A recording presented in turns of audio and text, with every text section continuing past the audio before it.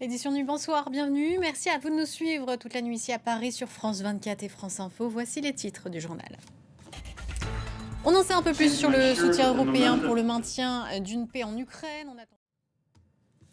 Après le sommet des volontaires et l'appel à Donald Trump, le flou demeure ce vendredi sur le soutien américain pour une paix en Ukraine. Côté européen, l'Allemagne, l'Italie et la Pologne, aux côtés bien sûr de la France, seront des contributeurs importants à ces garanties. Et cette nuit, Donald Trump indique qu'il va s'entretenir prochainement avec Vladimir Poutine. Volodymyr Zelensky a dit lui avoir évoqué avec le président américain la mise en place de sanctions supplémentaires envers Moscou.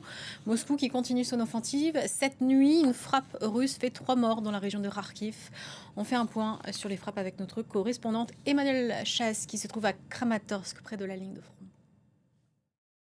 Au Proche-Orient, Israël annonce contrôler près de la moitié de Gazaville et promet l'intensification de ses opérations dans cette zone où près d'1 million de Palestiniens vivent.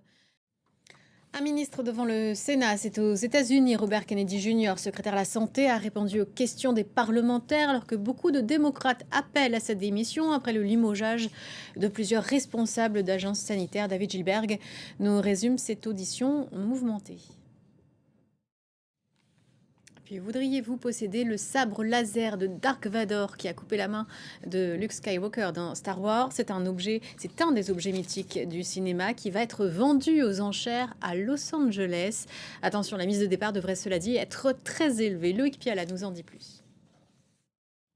Pour le petite culotte maintenant, marinière et autres vêtements de petits bateaux qui vont changer de propriétaire. La marque bien connue des enfants en France est revendue à un fonds américain cédé par le groupe Rocher. Alors, vont-elles perdre pour autant leur identité française? Élément de réponse avec Dorothée Lachaud.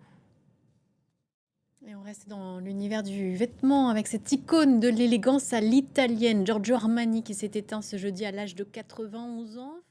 Tout de suite, c'est politique avec Rosine Fèvre et nous on se retrouve à 3h heure de Paris. À tout à l'heure.